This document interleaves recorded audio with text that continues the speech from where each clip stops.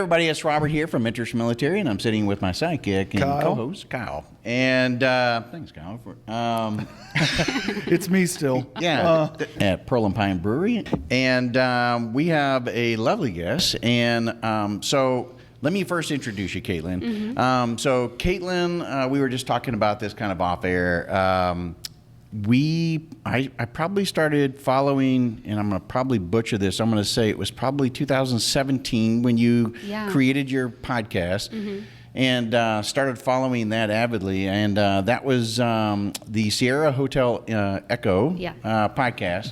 And you were one of the co-hosts and everything, and you guys would do really interesting topics and some that were stuff that I would not do on this podcast. Yeah. And then you would do some really good, serious topics of things that were hitting home. So anyway, that was where I became a fan, actually, of your show, and we were probably about a year and a half into doing ours, or 2 years into doing our podcast, and it was about the same time frame. So first off, thank you for coming all your way here and to join us in the studio. Thanks for having me. Yeah, absolutely. Came down from Nashville this morning. Yeah, that's a heck of a drive this morning. Yeah, we really do appreciate it. Yeah, no doubt. Well, and we'll make sure that you get a chance to experience some of the goods here and see what it's all about. This is a great brewery. I love dark beer, so I'm a big. Do you? Yeah. Well, he's got some.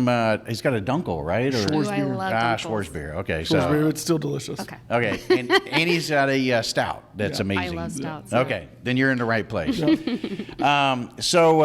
talked about the She podcast and stuff. So tell me a little bit about that. Why was it that was, where'd you come about that? How did that get created? Essentially, I think that, so I served in the Air Force for 8 years as a weapons troop, and I was usually one of the only women in my career field, and maybe one of the only women like on the flight line working, and it was such a man's job, basically. So I had to learn basically how to mesh and how to mask myself a little bit. And then I think as I started aging, naturally as a woman, I started to feel kind of like double life, where I still wanted to be feminine, but I had to show up and carry my weight. And I started noticing that I was taking on a new form. And then once I got out of the Air Force and started to pursue my civilian career and my education, I started coming across a lot of research on how female veterans and female active duty members are so statistically different, and then how they will just have topics that they have to interact with in their lives that another population won't. And then meanwhile, I was on my own podcast binge. That's all I would listen to, hours and hours a day. And so I was like, why don't I create this? Because I'm not the only one that experienced it. And up to that point, I thought I was. And so I just decided to go into the weeds and create a podcast, essentially. What's really nice about that is that you were ahead of the time in a little bit. What's going on now by a lot of women in the military, and what you guys talked about at that time frame, are the exact same things that I see a lot of times on social media today. Yeah. That wasn't available, or people weren't quite as active in talking about it at that time frame. So what was interesting too is because the wars were still active and we were still a very much a hardened military, I want to say. No offense to anybody or anything. But it was hard to really make that ground within the scene to get people to want to listen. I think it took a full year to get the buy-in of the male veteran platforms. And then once I did, it was interesting how I had felt a second wave of, I don't want to say sexism by any means, but it was close enough to that where I was now I have to make my way here. And then it kind of just got frustrating. I'm I can't bear this all on my own while trying to go to school, trying to be a parent, trying to find my own second career. Yeah. So it's at that point where you were okay, this is kind of juggling too many things. Burnout for sure, but then there was a very adult part of it of lack of monetization. Yeah. And that was another skill set that I would have to learn. I just didn't know if it was going to be worthwhile. Yeah.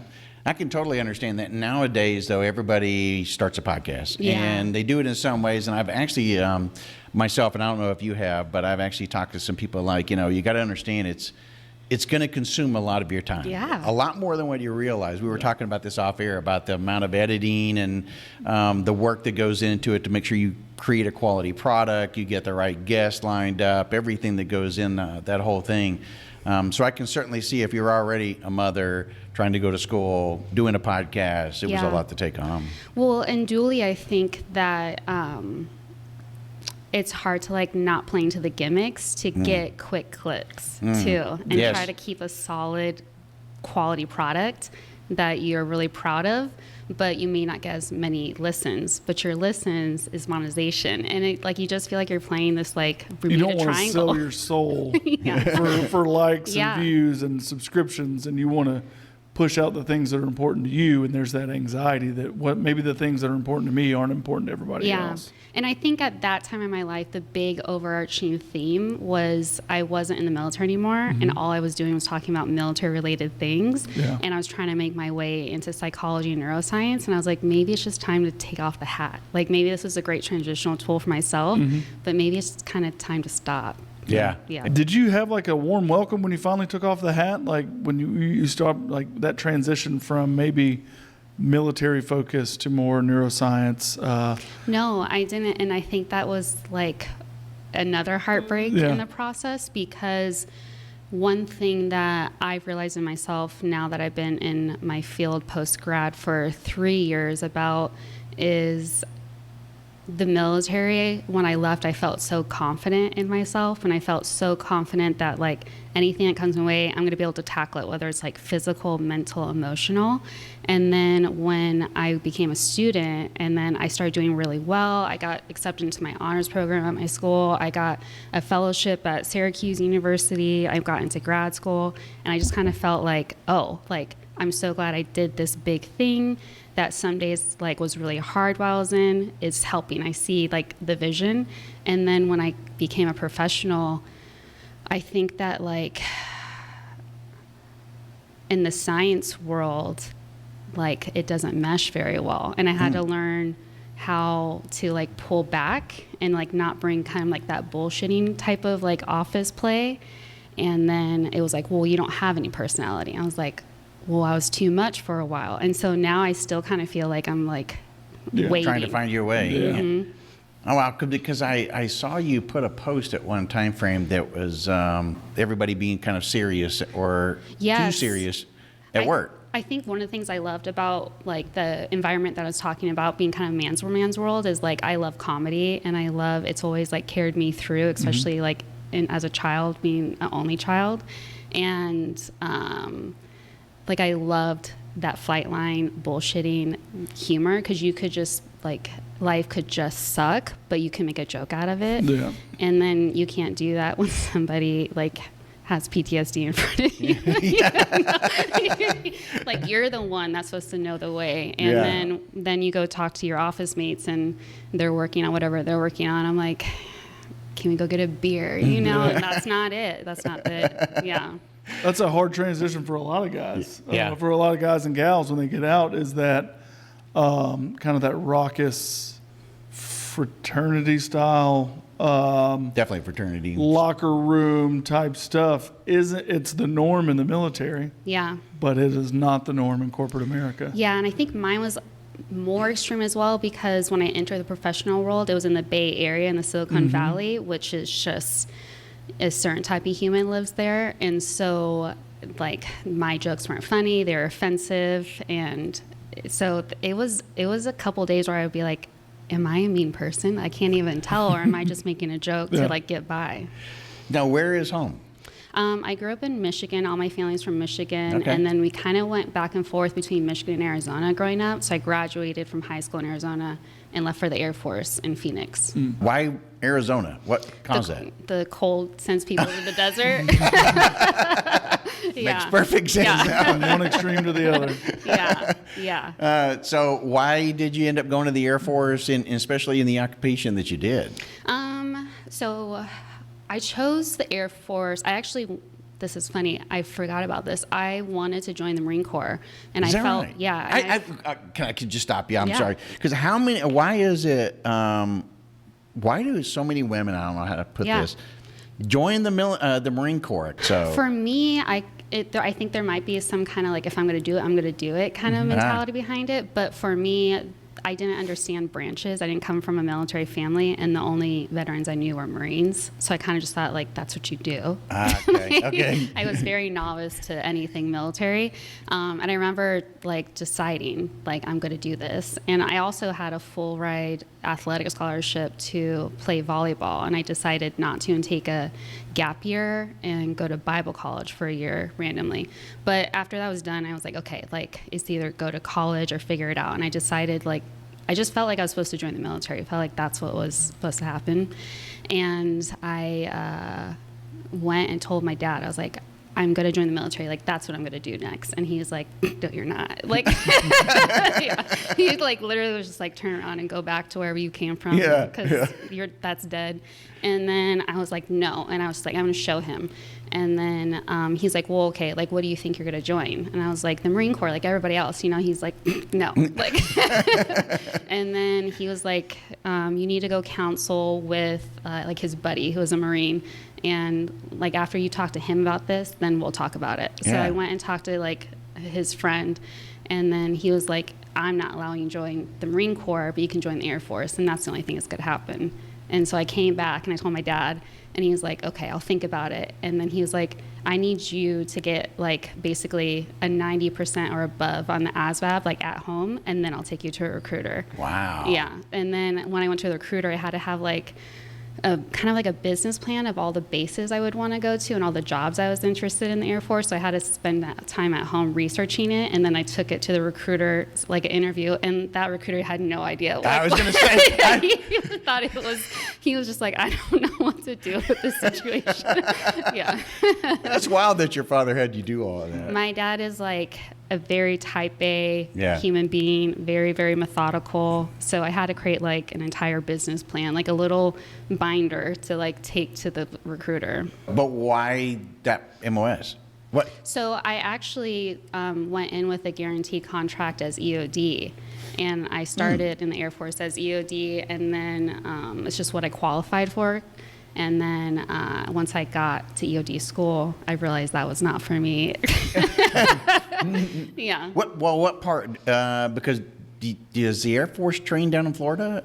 So you go to basically like their in-dock. Yeah. Everybody does at Lackland, so they don't have to pay to send people, like most of the class there.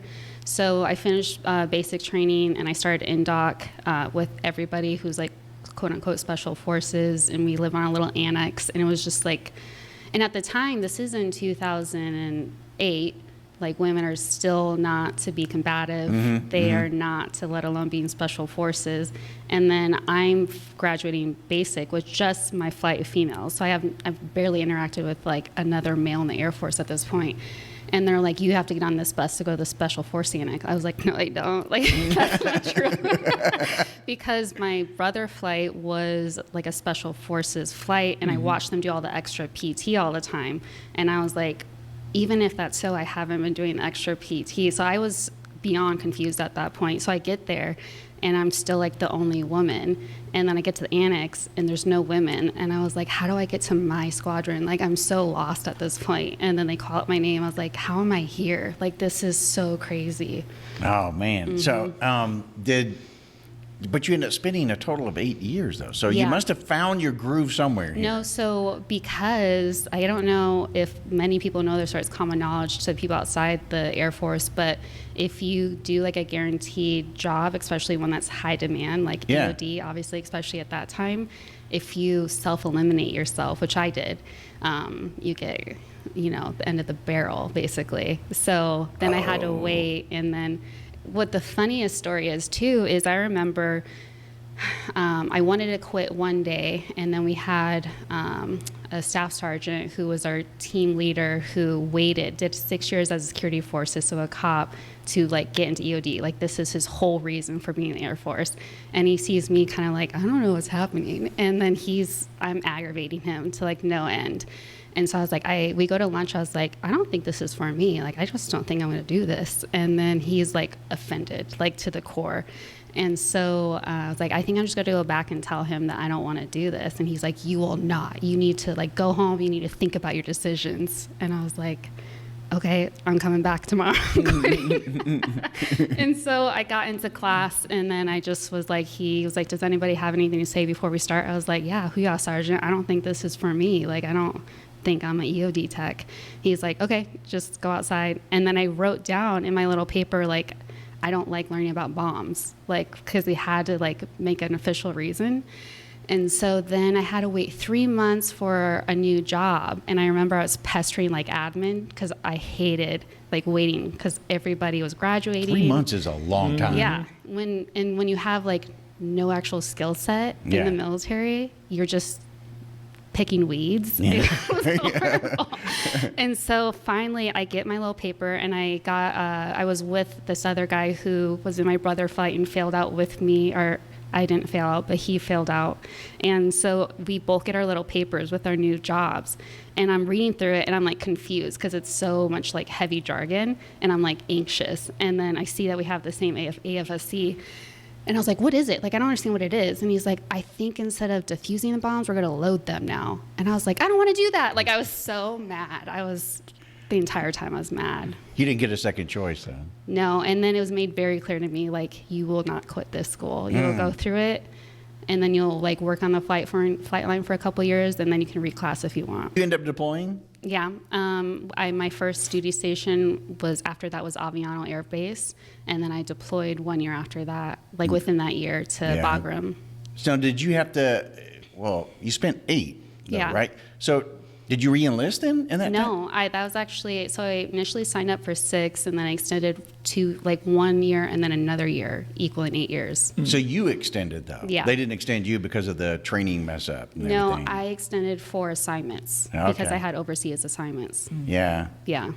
Where'd you end up going overseas? So I was at Aviano, and then I went to Alaska, which is considered overseas. So those are 3-year assignments. So like a year in Texas, 3 years in Italy, 3 years in Alaska. And then I got selected for the F-35 program when it was like becoming operational. So I went to Luke Air Force Base for a year, and then I got out. What made you decide to make the transition out? I mean, you just going in with what you got and everything, did you made the best of it, or what? But what made you make that decision? I think I just always knew that it was going to be a stepping stone. Yeah. And then I really just wanted to join patriotically.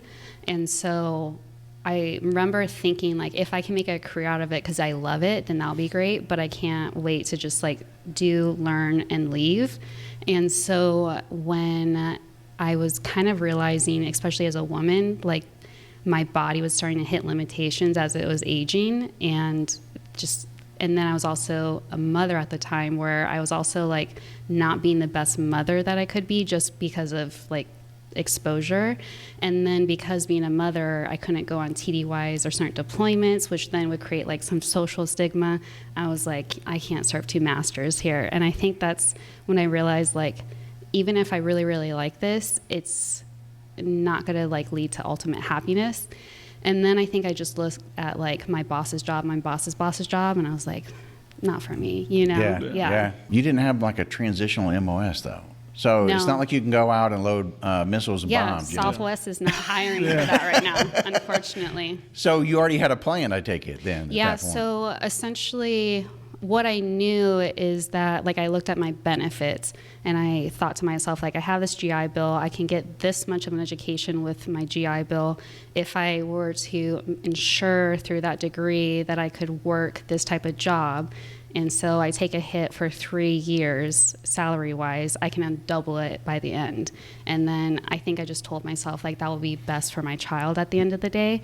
And so I'll make it work until then, and then that was the plan. And so when I got out, I just immediately enrolled into school, and then I ended up taking an abnormal psych class my second semester, and I was just like, this is it. Like, it just kind of finally had that aha moment. Like, I went to EOD school, I was like, no. I was like on the fight line, I was like, no, like, this isn't it.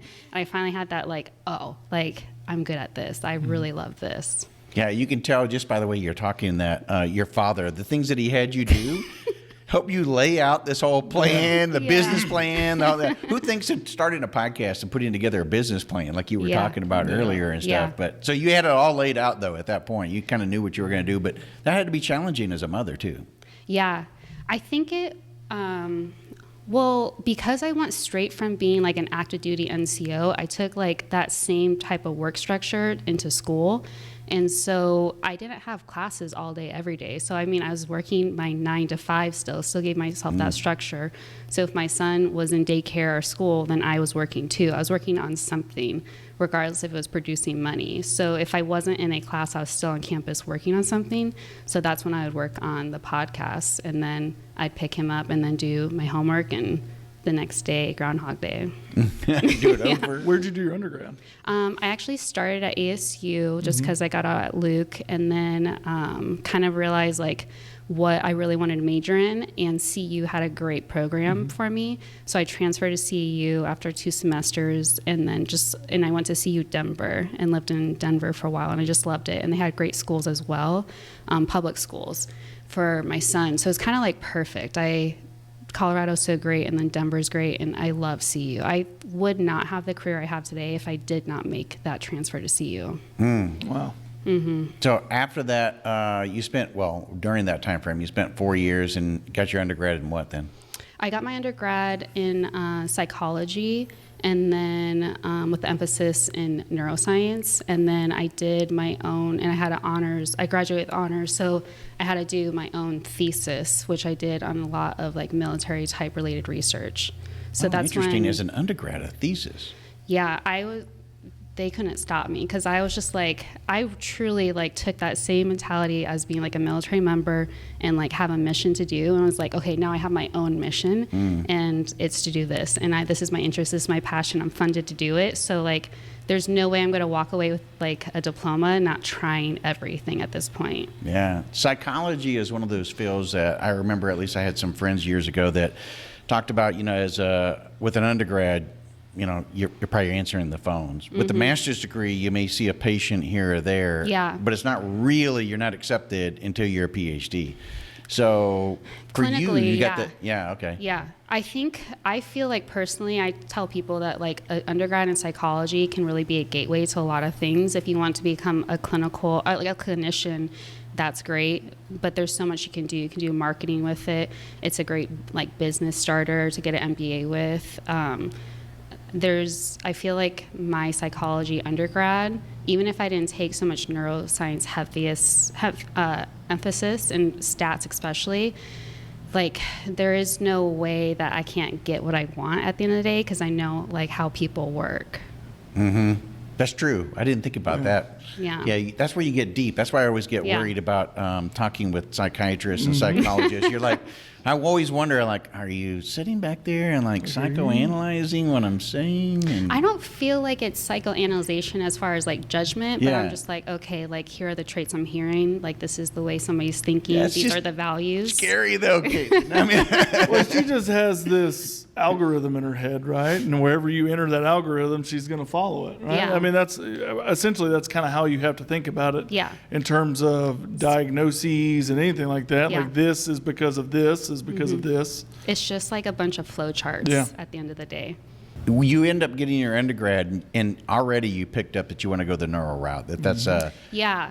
Well, I should circle back. So when I was realizing like this isn't for me, and I need to kind of get out to be the overall optimization of person I want to be, like, and then because I was stationed in Italy first, and having a culture shock initially where I don't have the internet to rely on, or like just sorting it out, made me realize like there's a lot of different type of people in this world, and I was like only exposed maybe to one very like subtype. And then being stationed in Alaska after that, and then also in the Air Force, like there are more than just Americans in the Air Force, and then there's so many types of Americans.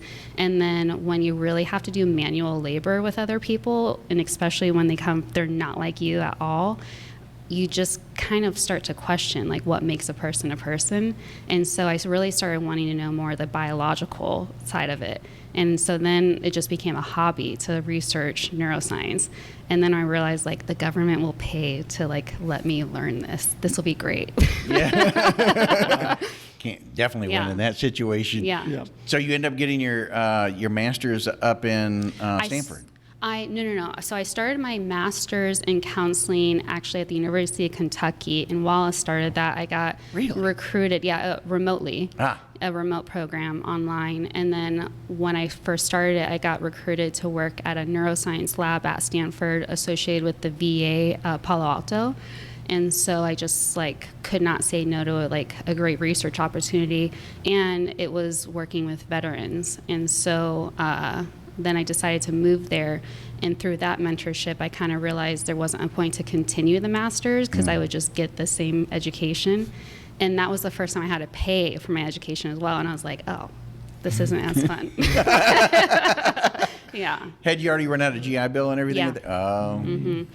Okay. I saw the Kentucky piece of it, and I just thought, all right, you were in Arizona, then you went to Colorado, and I thought, gypsy. Yeah. Then you mentioned the Kentucky. I remember that from your social media, and then you were in Stanford, and I thought you were just going to be in the butterfly nomad, trying to find yourself, and I think because I was pursuing such like a niche field, because I wasn't just pursuing clinical, I was pursuing research, and then in research you're only like an expert in one little thing of your thing, and so you have to go wherever somebody does that, and so. And then also prestige matters and those things. So if somebody kind of gives you an opening, like you have to take it. Yeah. We had somebody on about the time frame that you were in Stanford. We had somebody on, I don't remember who it was. It was, I think they had just gone through RTMS, and which is you can explain it better with the magnetic and everything. And so I saw you doing the same thing. That's when I reached out to you again and was talking more about that. So maybe you help everybody understand what you were doing at Stanford and some of the research that you were doing. So I was running a study on Gulf War veterans, the first Gulf War veterans, using RTMS to help with Gulf War illness. So Gulf War illness is essentially the Gulf War era's version of Agent Orange, or burn pit illness, and the toxicants that were exposed because of the oil fields burning created its own disease, and it mimics fibromyalgia a lot. Right? Okay. It's very debilitating, and then it also has cognitive impairment, let alone there's complications with PTSD. And then when the veterans first came back from the Gulf War and integrated into the VA, they weren't really seen for their service. So they were kind of pushed away, but they probably have one of the most debilitating toxic exposure diseases. So I didn't really understand any of this. I was educated when I got there, and let alone it was an active study. So I was meeting participants already that were enrolled. And so most of them were men. I wasn't able to get many women into the study. And then I had to do like full PTSD evals with them, depression evals, suicidal evals, while giving them TMS, which is transcranial magnetic stimulation therapy. So as much as the brain is a chemical component of the body, it's an electrical component. So our TMS essentially uses two magnets that pulse at a certain rate to basically jumpstart the brain a little bit electrically. Get out. I didn't know that part of it. Yeah. I knew they were like sitting in like a chair or whatever. Yeah, and now I basically do the same thing, way more advanced in surgery. How does that done? Have you seen those like muscle stimulators that you can get? Machines, So it's for like therapy. Yeah. So it's essentially that way more advanced that I use code on a computer, that I use different needles attached to wires and then plug into the nervous system depending on the injury or the symptoms. And then throughout the surgery, I'll run a lot of different modalities to test motor control, sensory, different cognitive, like an EEG. And so then I can also use a way to apply like electricity to like anything that's being put in the body to make sure it's not sending volts where it shouldn't send volts, so we can like ensure before we close the body that it's and where it should be. Oh, wow. That's like some deep stuff. I know that one of the most painful things I did is having to go to the VA when I got out because of a herniated disc in my neck, Yeah. and them had to put the things inside, different parts, and then they shock or whatever. Oh my God, that's some serious pain. Mm-hmm. But now when you say surgery, do you also like cranial? Do you go into the brain?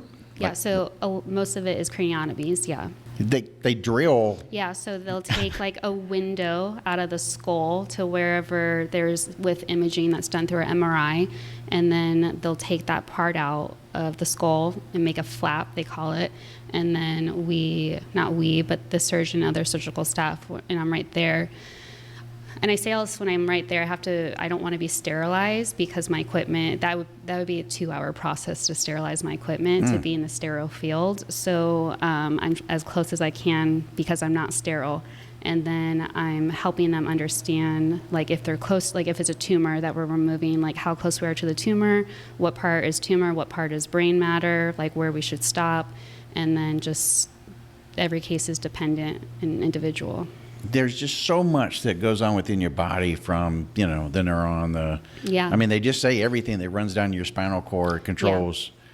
Yeah. You've probably learned a lot about that, obviously. Yeah, so my entire job right now is to make sure that the brain and spinal cord and then the nerves from all that is functioning as it should. And if it gets injured throughout the surgery, to retract it. Nerves are very mendable within a certain amount of time. And then also they have durability to how great they're functioning. And there's no way to know that by just looking at them. Yeah. Let's get back to the post-traumatic stress then, because, not only that, but traumatic brain injury, right? Yes, Because that's a totally TBI. different thing. But just post-traumatic stress, you did the magnetic. Is that sort of like we were talking offline about the stellate ganglion block, and that some people feel like it worked great for them. It might last 30 days, 6 months, a year. Some people went back and got multiple shots and everything. And we could talk about that for a moment if you want, and then go into the magnetic aspect of it. What were we trying to accomplish that was different, or is it the same thing in terms of fight or flight? And I think one thing that most people need to understand when they're looking at health science is that each body, while it is like a copy of each other, it's completely different. And not only is it different because your body is your body and mine is mine, also every day it's different depending on how you treat it and what other environmental factors happen to you. And that's why I think toxic exposure illnesses are so frustrating, because you're treating one type of disease but at different exposure rates. And then what genetic factors make your exposure or your illness more exacerbated than somebody else's, and then also if that happened 10 years ago, what have you been doing, what else have you been exposed to? So can we actually say that's the source of your illness, or can we say that's when it started? And that goes into the same methodology of trauma as well. So that's why you were asking him, because he had the SGB. Yeah, because I think one of my big things why I love neuropsych so much is because a neuroscientist, I don't feel like can help a human. They can help a brain, but I don't know if they can help a human with their brain if they don't understand what makes them human. And so a lot of times neuroscience is just the actual discipline of learning the mechanics of a brain, like just a mechanic of a human body, whereas a psychologist understands how it drives. And so those two need to be more meshed together, and I think that's why I chose the more extra disciplinary work of learning both of them and kind of taking on more of these challenges. And now learning just like the straight neurophys of the body, it also deepens my help with somebody when they're talking about their pain. Like, well, I'm sure you're storing it there. Like, I've seen it. So are you finding then, post-traumatic stress sometimes can be from the compartmentalization and all of that? Are you finding, or through your studies, are you guys getting into like the neural pathways and how you can all like just neural pathways. Really totally kickstart something that goes in a more, I mean, there's a lot of stuff going on down in South America now where people are trying to do that through drugs. Right. I think, to answer your question best, I think what's really interesting, like now that I'm more neurophys, and I think more about the military veteran population, especially men, and when I was at Stanford and my population was mostly older men, their bodies were starting to just decrease in their abilities that they were used to, especially as being a veteran.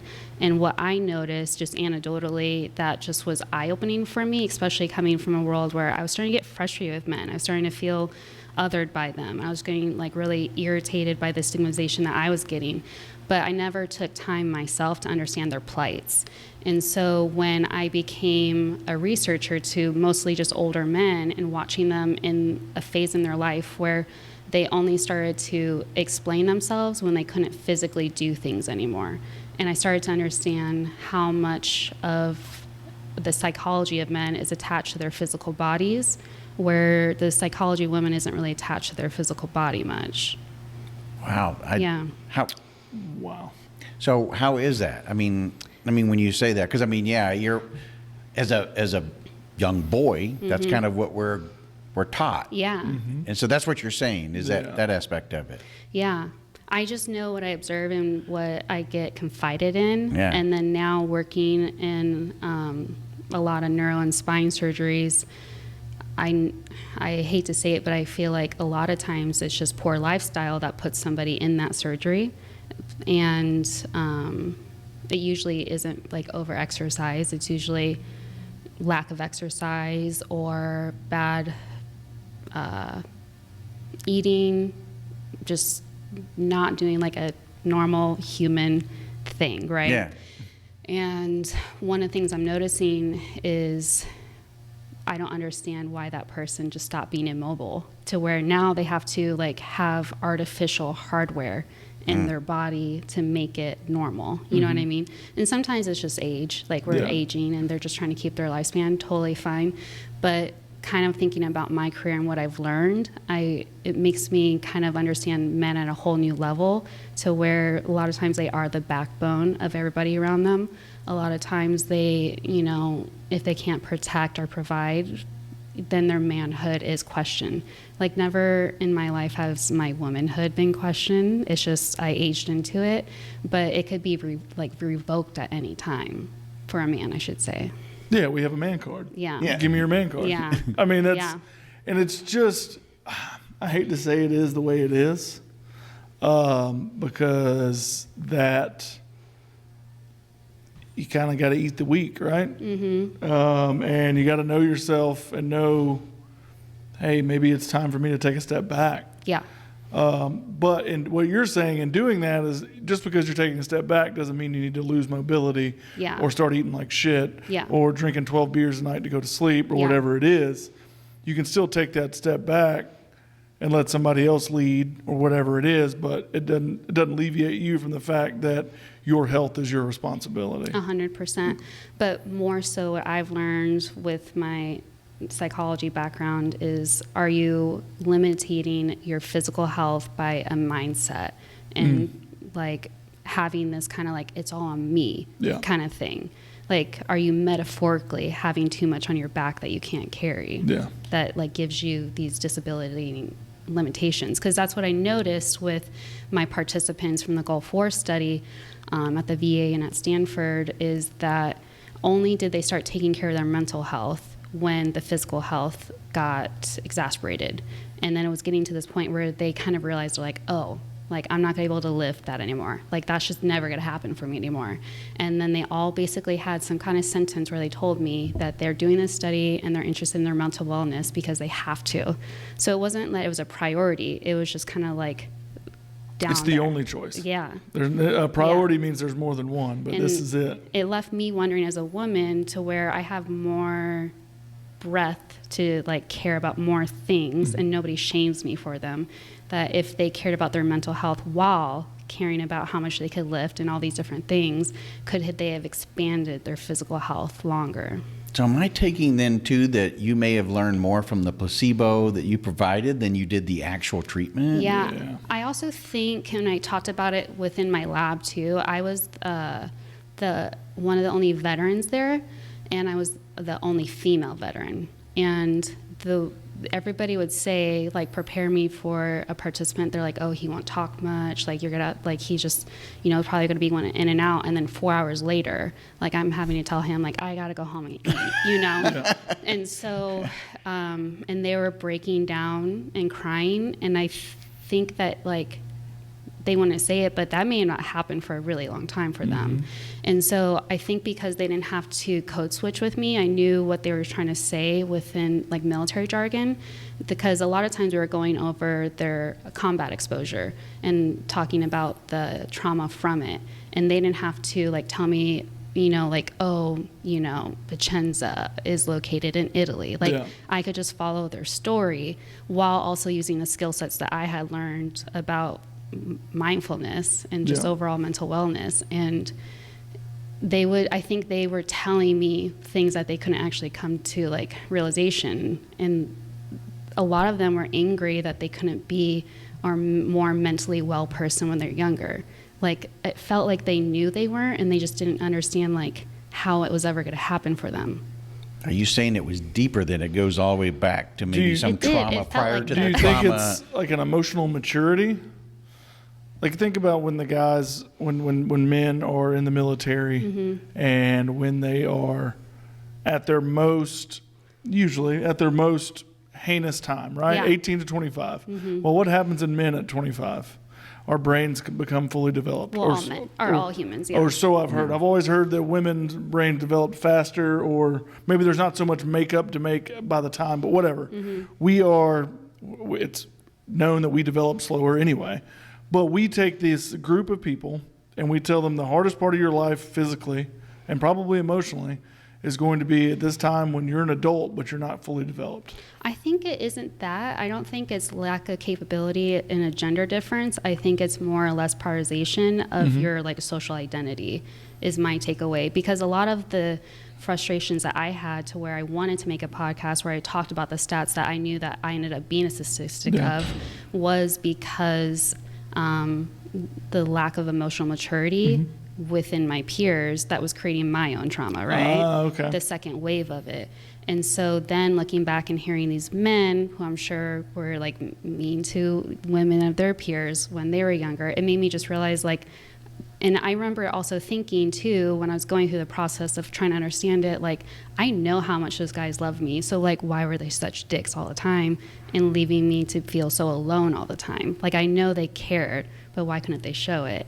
And so I think they were never allowed to be that while also being strong. Yeah. And in uniform. Yeah. I often wonder, like, I wouldn't say, maybe you may call it predisposed, but I often wonder if the military decided to do a psychological exam on all individuals going into service, especially those that are going to be closer to the combat situation. You know? How many of those might be more predisposed for experiencing trauma? Like that stat is already known. People who join the military are already at a higher exposure of trauma going in, especially men. I'd heard it's that. Called ACE, Adverse Childhood Experiences, and military men have one of the largest percentiles of ACE. So that's already fact. Yeah. Wow. So the people we're employing to do the traumatic thing have already experienced trauma. Don't you want somebody to send somebody into a traumatic event that already understands what that's going to be like? If they have the emotional maturity to wrap their head around it. But if they grew up in a house where they never got the explanation and somehow they found themselves through pure grit, sheer, will and determination to make it to the military, and then they see emotionally immature leadership, I think it can almost be an even deadlier cycle at that point. Because, so a lot of the guys that I joined with, obviously, the job that we went to do, we were of that ACE crowd, right? And up until the very end, like the only thing we got for emotional maturity was really MRT, Master Resilience Training, like hunt the good stuff. Well, there was, if you're in that way, nothing's good. So how am I hunting anything? I'm failing at hunting the good stuff now. So it compounds and compounds and compounds. Right. I think we get a baseline for traumatic brain injury now. I think we need a baseline for trauma, just mental and emotional trauma before we even take that next step. Like in processing baseline trauma exposure? Yes. I mean, would that be beneficial? It's not DOD officiated by any means, but researchers do that. Yeah. Yeah. I'm thinking like at a policy level, So that was like another thing of why I turned away from DoD research and VA research is you have to go through so much policy work. I was on 2 boards at the VA, now just 1, just because of responsibilities now, and it was just I've been on 1 board for 4 years, and I'm still unsure how much progress has been made. Wow. So, I mean, bureaucracy is thick. It's very real, isn't it? Yeah. And the VA's gotten better. Let's not make any bones about it. The VA, I know a man who wasn't 100% and he lost a leg in Vietnam and finally got back pay less than 10 years ago. And the doctor asked him, did they think it was going to grow back? Here's your 100%. So it's gotten better. It's gotten 10 times better. Yeah. But there's still some work to do from the end standpoint. But my point is we're not catching anybody on the front side. Proaction is so much better than reaction at this point. I think that also everything you're saying is absolutely correct, but I'm thinking about the methodology of how I capture that. And what you're asking is for people to self-report accurately. Yeah. And people do not self-report their trauma accurately. And what we do know is to treat trauma and have it to be the most success as limiting symptoms possible should be done in the acute time frame, so 3 weeks after. How many times did you want to talk about what happened 3 weeks after? Yeah. It took 30 years. So it's just kind of, it's kind of the trauma of the trauma, you know?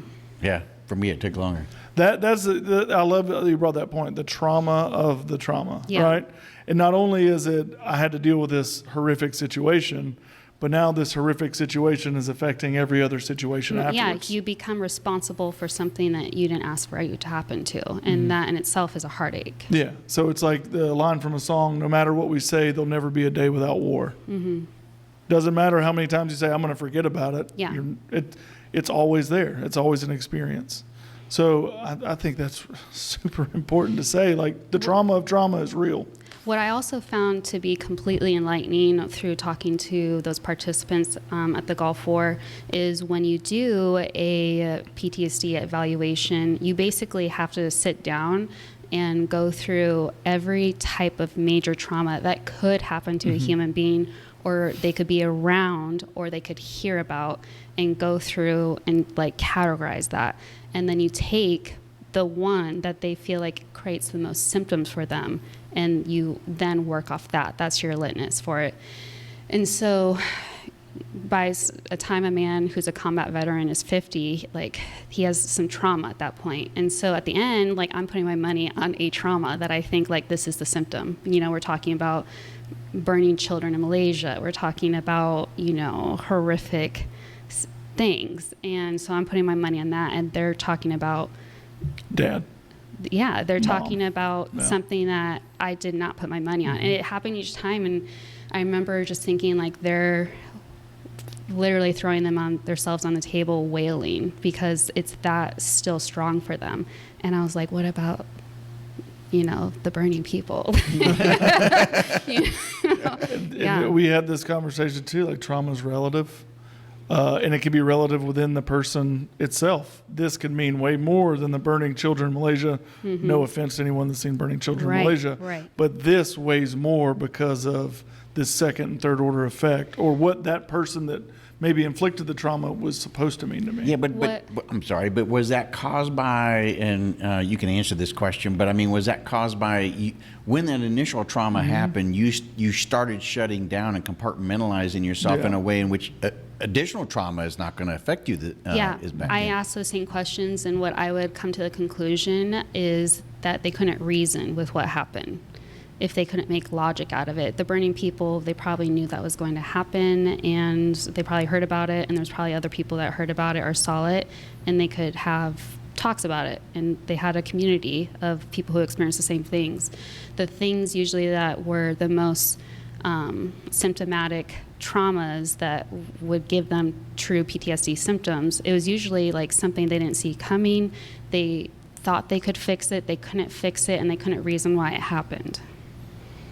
So you're explaining more and more then why one, you should go see a therapist if you're having post-traumatic stress, right? Yeah. To get to the root cause. What is the root cause Yeah, and here? I think a lot of times people don't really know, or they rather just say that it was the burning people because Yeah. like so traumatic. Well, it's the easy thing too, right? It's the one that people would say, now I could see why those symptoms are relevant in you because you saw burning people. Not to mention, not to say that it wasn't traumatic when you were 7 years old that your mom left you alone for 48 hours. Yeah. And you were at the house by yourself. Yeah. I can't reason with leaving a 7-year-old at home 48 hours. Yeah. That's more, but this one is acceptable. So I'm going to lean on this one. And then what I would duly see, especially for men, is that because they couldn't figure that out, they couldn't acutely deal with it when it was readily happening, and it wasn't the big, stereotypical trauma. Then they go home and then they hurt their families in emotional ways or just not being present. It might become a broken family in what way, and that became like a trend where they are also like half of their mental wellness journey in their late part of life was guilt. I'm going to head this down a different rabbit hole then. Is that the reason why more veterans now are going to South America to go through the treatments that are available down there, but they come to meet their demons, but their demons may actually not just be what we believe to be combat related. It could actually become something more deeper through the process that helps bring forward. Yeah. And that's why they feel like it's giving them the relief is because the drug puts them in contact with that Yeah, point. I think it's really like we live in this technological world that we know how to like live through. We are pretty much safe every day. We don't have to meet our demons if we don't want to, and then they just snowball and they snowball because we get a little more and we get a little more and we get a little more, and all of a sudden we can't have anybody in our lives because we're holding that. And so I think that those type of hallucinogenic experiences, when you get to derive yourself from all of that and you're just in your own inner world, I think that it's not that the drug heals you, but you finally meet it. That makes so much sense because I mean a lot of the pre-treatment work is the cleansing and then you go down and you are very much isolated. You watch these television shows that are the real TV type of stuff, and they usually put them in an isolated environment, especially the couples one and everything, where they put them in isolated environments where the only thing is this contact with this single individual. But when they come back to the real world, that relationship may not stand. No. And I think we just have too many distractions, and I think that's also like what I was seeing with those participants. Not to keep going back to them, but like it felt so healing for me to hear men be so truthful to me. And I don't think I had been around so many men, especially in my military life, where that was all of it. But I don't know if they ever like told me their experiences. I heard all about their lives. I don't know if I knew them though. Yeah, it's most of the, and I don't know about your situation, but most of the guys that I ran into that had positive results from therapists have actually been therapists who were women. My therapist is a woman, and I would rather talk to her than probably everybody else in the world besides two people. I think feminine energy is completely real, and when a woman leans into it and is nurturing, then it heals. Well, if you have feminine validation for the way you're feeling, the opposite sex says it's okay. Because that's really, we're men. That's really what we're driven off of. Well, it's also like you're not in competition with me ever. Yes. And she's never going to say, well, when I was there. Yeah. You know what I mean? Well, you never know. You may run into that situation. But and if she does, it'd be awesome. But you know what I mean? But it's the feminine feedback telling you that it's okay. Telling you that, wow, that's the first time you've shared that in a while, I can tell. And this is over a Zoom meeting. This is me looking at a computer screen. I couldn't imagine what it would be like if we were in person. It's still powerful through a computer screen. I don't think I could get that from a man, honestly. Well, I mean, the healer is one of the oldest archetypes in all societies. So I think when you know that you're going to meet somebody who's taking on that archetype, you also prepare yourself. Yeah. It's hard, though, because I live with one. I live with one, and she's always trying to heal me, but it's like tough love. So it's fun to like, I say it's fun, but it's healthy. It's healing for me to talk to somebody other than my wife sometimes. That, you know, my wife loves me and I can tell her the deepest, darkest things I have. But she has this other responsibility to the 3 other little dudes that live in our house. So she has to be mama bear sometimes too. It's like, you need to go outside. You need to go upstairs. You need to separate yourself. Like, I know you're trying to make amends, but this isn't how we're doing it. Yeah. Like, and so she has that line that we have. So not to have somebody that doesn't have that line, and that I can talk to and shut the door and explain things to, and there's not a mama bear on the other side of it. Not saying that my wife's like bullying me or anything. Angela doesn't hit me right. Well, she's a lot smaller if you meet her. But but it's awesome. And I never thought that I would be able to open up to a stranger, but it's way more freeing to open up to a stranger. Yeah, and you get to leave it there and walk away. And exactly. Like, here's all my stuff. I vomited on your desk. Yeah. When I come back, I want to know what I ate. You know what I mean? Like, Oh, I do know what you mean. I mean, from my personal setup, I mean, I went through, I told you this story, I went through a life coach. I had no idea the life coach was also a psychologist. Yeah. And so I went there, and as I'm driving there, it was required by the company. We had to take all kinds of psychological analysis and all this because of the position I was going into. And I called my wife as I was on the way to the airport here in Atlanta, where she was at a hotel and going to meet me. And I'm like, I don't know why I'm doing this. This sucks, you know, the whole thing. I was supposed to be there for 30 minutes. I think it was like 40 is what it ended up taking. I'm in the car and I'm going, oh my God, that woman just reached into my soul. I don't know how the hell she knows all this stuff. And it was that quick. And from that point on, I ended up working with her, and we got into some deep stuff. But what you're describing is exactly what we got into that I didn't know that was there, that was driving my behavior, being so driven and everything else. It was deeply rooted. Yeah. Yeah. So I can see it. Yeah. You kind of take on tiger stripes throughout your life. But the thing is a lot of psychological disorders that are strongest are because they actually help us in other parts of our life. So you keep them. Like an eating disorder is probably the most like categorical one I think of off the top of my head. Most of the time people are starving. They're not anorexic because they hate food, but they get so much compliments and maybe even make a living off of being thin. And so things like that happen where, why would I stop? I'm getting so validated. Yeah, there's validation in hyper alertness when you're in the Army. Yeah. So it's like, is he got PTSD or is he just a good soldier? You know what I mean? Like, is that a symptom or is that just somebody that's well trained? And so I see what you're saying. Like that, I could see how the let's say the validation that comes from that negative thing that might be personally negative, but outwardly it's viewed as positive. Well, and like what we were saying, kind of the overarching point of that is for men, they are supposed to be strong. They're supposed to be emotionally tough. So if you're getting validated because you're so emotionally tough, but are you emotionally tough? Or are you just stuffing it down? And then are you stuffing it into your body? Are you disabling yourself along the way? Yeah.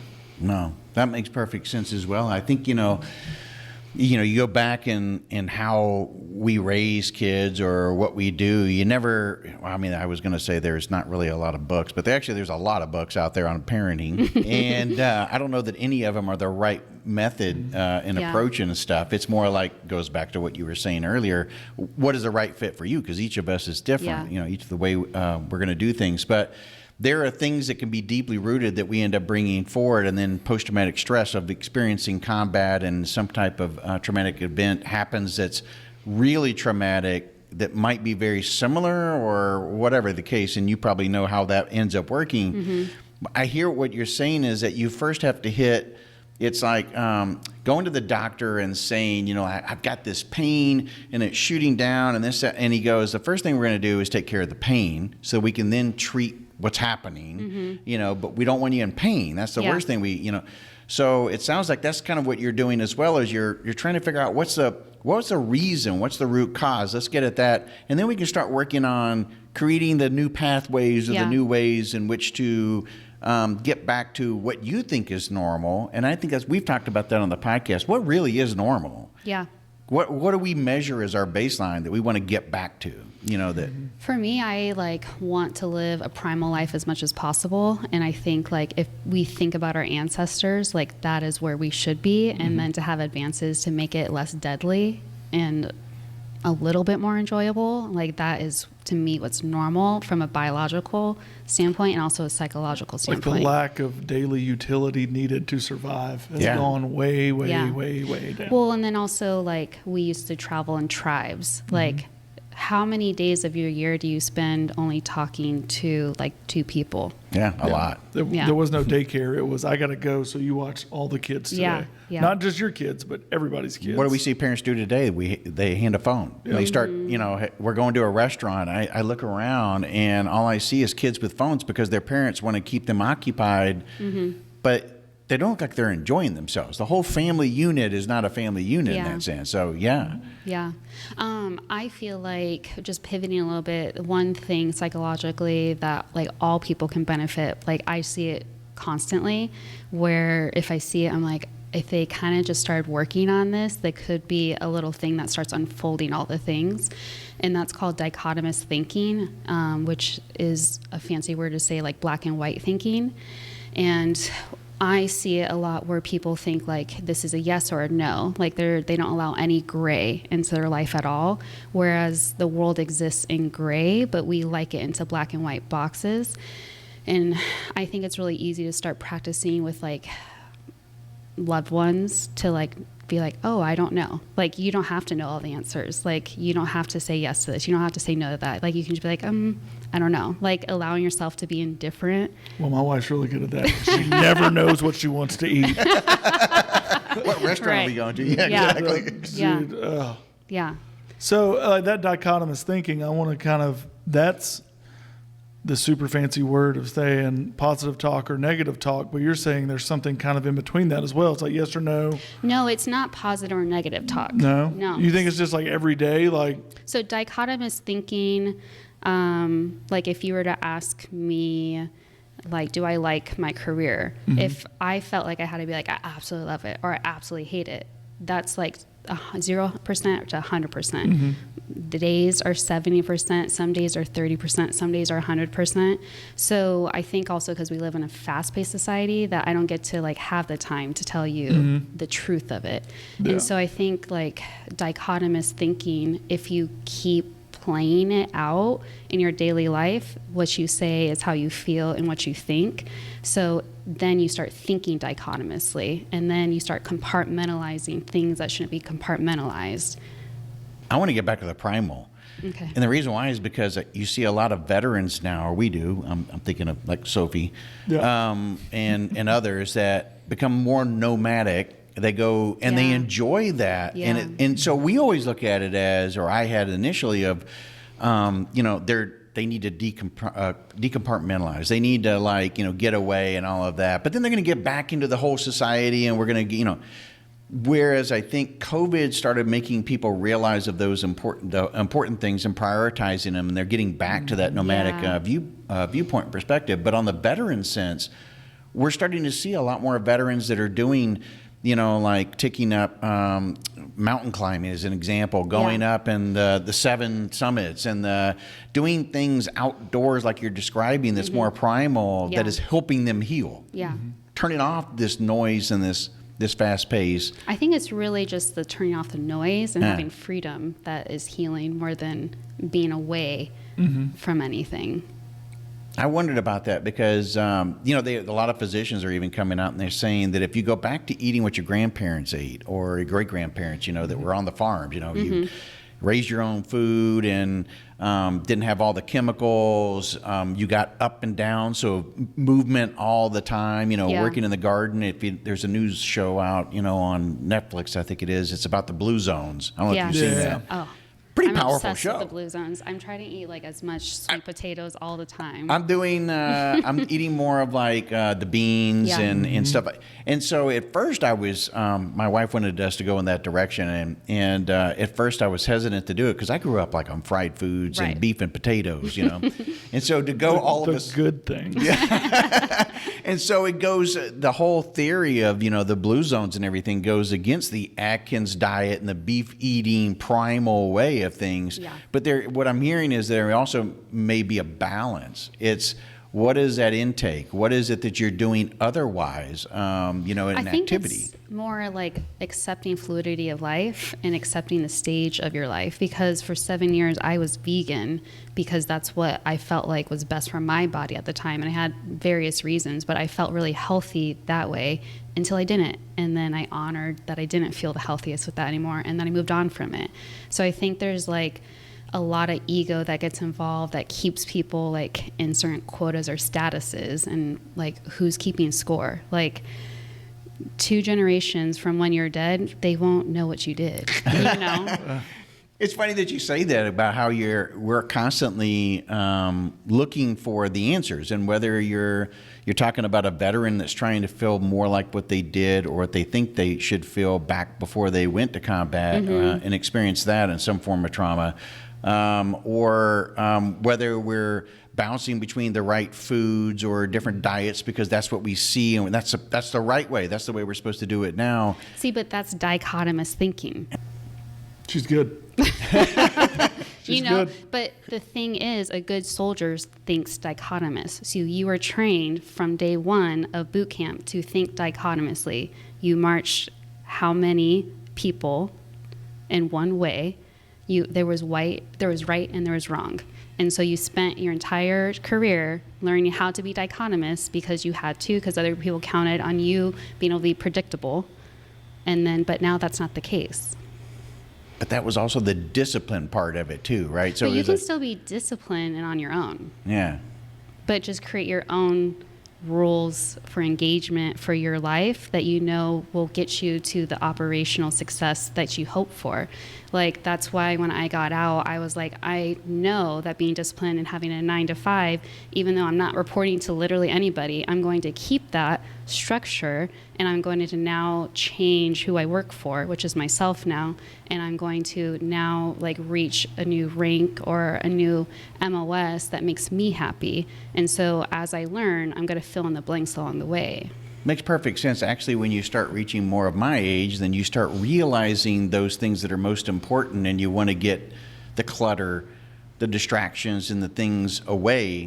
But why is it that some generations have a challenge looking at a younger generation who wants to be nomadic and think, oh, God, but they figured it out. They figured it out earlier. Yeah. That what's most important? What are my left and right limits? And I don't want you to define that. Are you familiar with social economics? Like just in studying social economics, but that was a required course many, many years ago. Yeah, there's a theory in social economics that like we work within 4 like phases of social economies. Like one is like the Great Depression, and then there's like the 50s post World War II like boom. And I can't say all of them, it's just off my top of my head. But I also think when you try to retrofit yourself into a society that you don't live in, that is just bashing your head against the wall. Yeah. Well, people are always trying to put somebody in a box. Mm-hmm. You're a millennial. Yeah. You are this. Yeah. You're a boomer. You're this. Like it's like the plight of society at this point is everyone has to be on the flow chart. But I thought psychologists do that. Yeah, but what I think when somebody says in my head, I was like, you're not keeping score for me. Mm-hmm. Like you're not going to be. So my ultimate goal in life, is to live till at least 80, and that at 80, at my deathbed, like all the beautiful connections and relationships I built will wish me well, like out of this world. And like that is my ultimate goal. So those people will keep score for me. All these random people I come across, like, okay, you're not going to be there at the end. I think you're going to live longer than 80. Yeah. Yeah. I mean, nowadays it just seems, especially if you're going back and evaluating, you've watched the Blue Zone, so obviously you're going to live beyond 80. Right. But you're also already defining what's most important, which means you lower your stress. You end up focusing on the things that are most important. You focus on yourself. Yeah.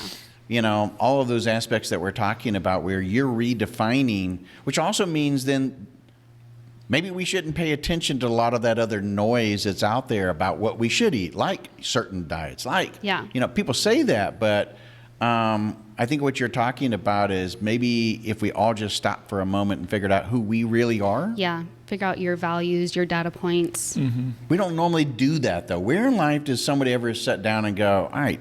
Therapy. That's where But you that's do it. not until a traumatic event happens where you feel that you need to go. Yeah, that's very true. I mean, for the common person, therapy is not readily accessible. Unless you live in California. I think they go a lot more often. Yeah. What was interesting, too, is when I left that neuroscience lab that I'm talking about, I went to a startup in the Silicon Valley where we worked on psychopharmaceutical and clinical trials and then creating more biomarkers to make sure the right person's getting the right drug based on biomarkers and not just filling in the blanks and seeing like how a drug treats you, whatever. And so that was the first time that I clinically was experiencing like civilians at that point at all ages who were pretty far along with their illnesses psychiatrically. And I thought it was so interesting that people were signing up for experimental drugs because this was their only access to healthcare. I've only been a DOD or a VA patient. So at that point, I just did not understand the hardship of privatized healthcare for non-veterans. I had no idea that people were actually doing that type of stuff. Most people who sign up for clinical trials, They're seeking help. They're looking for help. And then I was doing different evaluations and they were hoping it was therapy. I was like, I can't give a placebo effect. I can't tell you how I feel about this. Like I have to like put on the lab coat right now. And that was hard. That was really, really hard because it would be like an 18-year-old who is not well right now, or somebody who's living in Section 8 housing who can't feed their kids and they're just hoping to feel better so that they can have a third job. For those individuals that are out there that are, they're veterans that are looking for that magic bullet or that one thing to help heal them or to help them, what kind of advice would you give them, to like maybe start with and then what that means, I think that obviously professional help is going to be needed for anybody at a certain point, but you want to be able to come in with a bunch of data for that professional to make the most of your sessions with them and your time with them. And you can't create a goal for your therapy unless you have some knowledge on your own self. So I think taking some time to create those data points would be great. So like understanding your like values or what are areas of your life compared to a population of your peers that is just lackluster for you, or where are you trying to excel that like you're hitting a roadblock, and then create also like as much information about that, because I know from personal experience as a patient, but then also when I would meet with individuals that they were so excited for that appointment, but then that day was a great day, so they didn't like have much to say, and then you see them next week and they're kind of like, oh, I had a horrible week, but again, today's like happens to be a great day.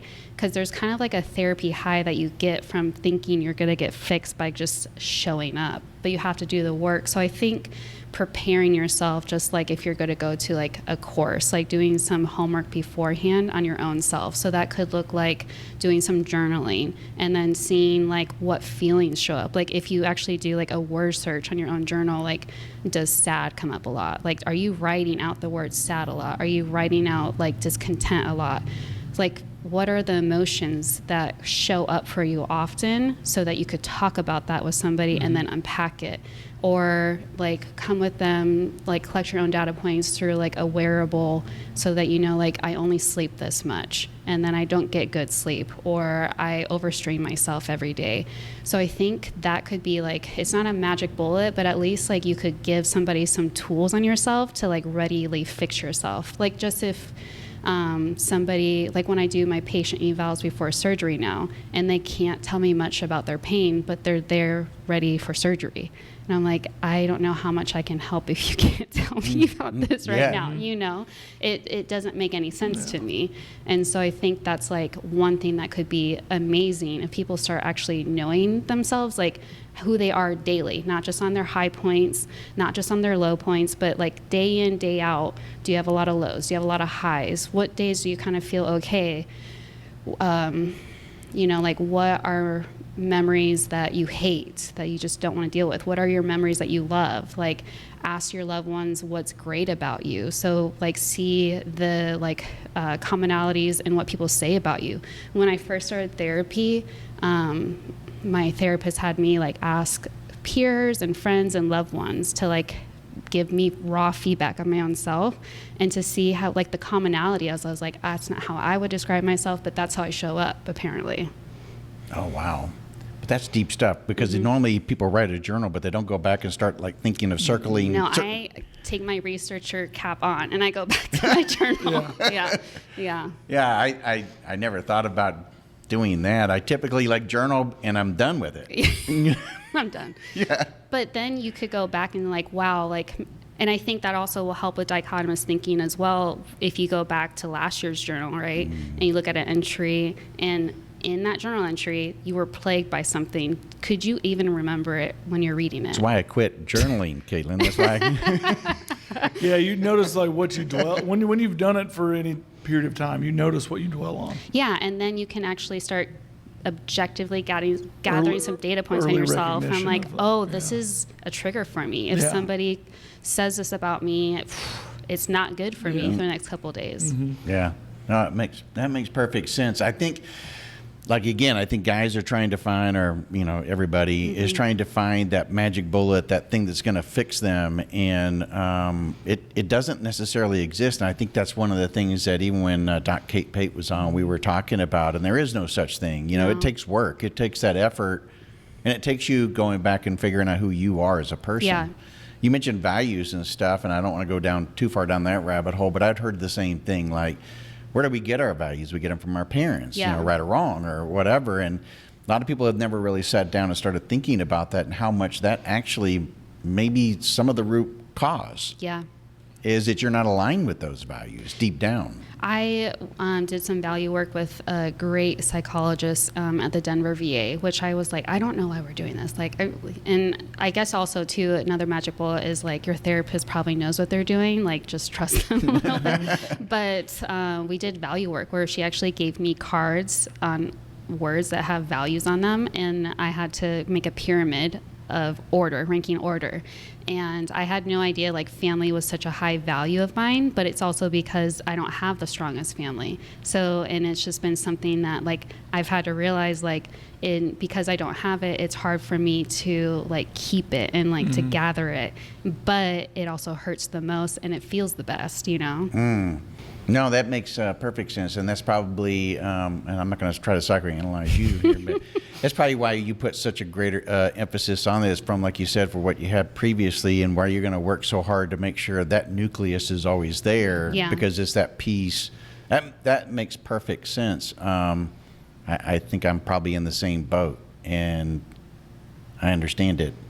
Like I said, when we start trying to break down everything that's going on, I think, it sounds like I discovered, certainly you discovered, not only through your training and everything, but your self-healing, is that there's always something much, much deeper that's going on that you need to get to first and try to figure out what that is. And so that a symptom never exists without an actual disease or disorder.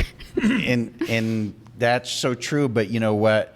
A lot of drugs do is they try to figure out the receptors to turn that off, and we're not really wanting to turn that off. That's part of the issue, is that we've actually compartmentalized and flipped the switch off that thing.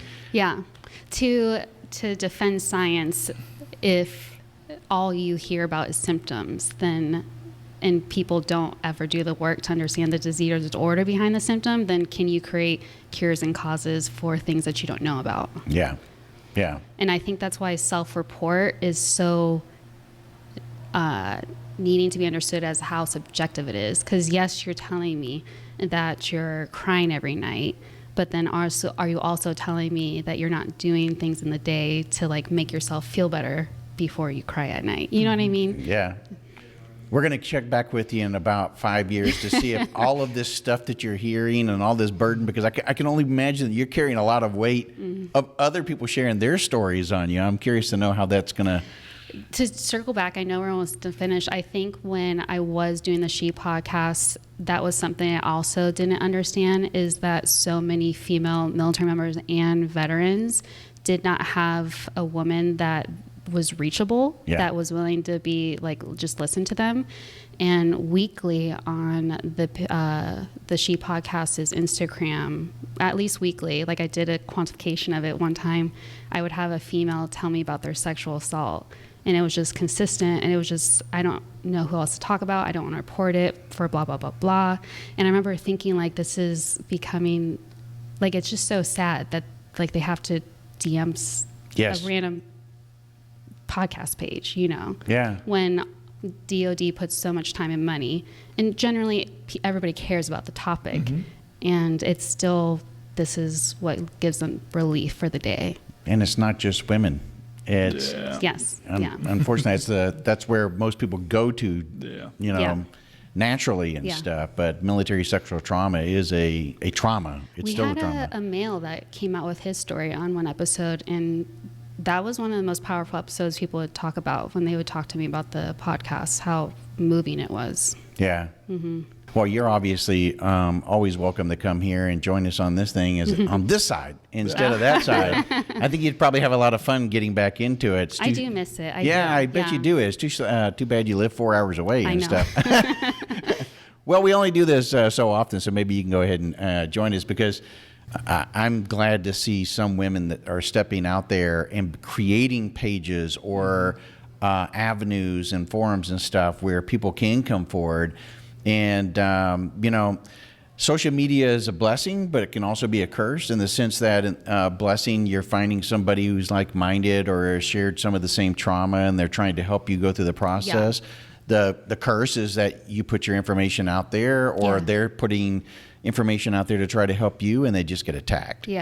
And so I wish there was more podcasts like She was in the very beginning. It was definitely blazing a trail at that time frame. I thought it was very different.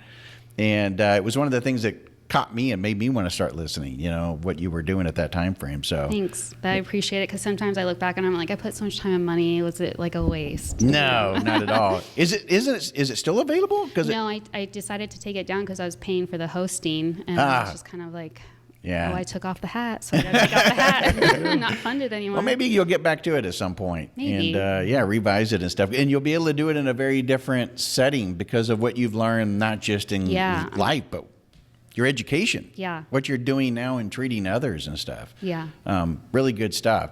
Well, Kaitlin, thank you again for coming all this way. Thank you so much. It was awesome. And sitting down and talking about this. And we might reserve the right to have you come back again in the future.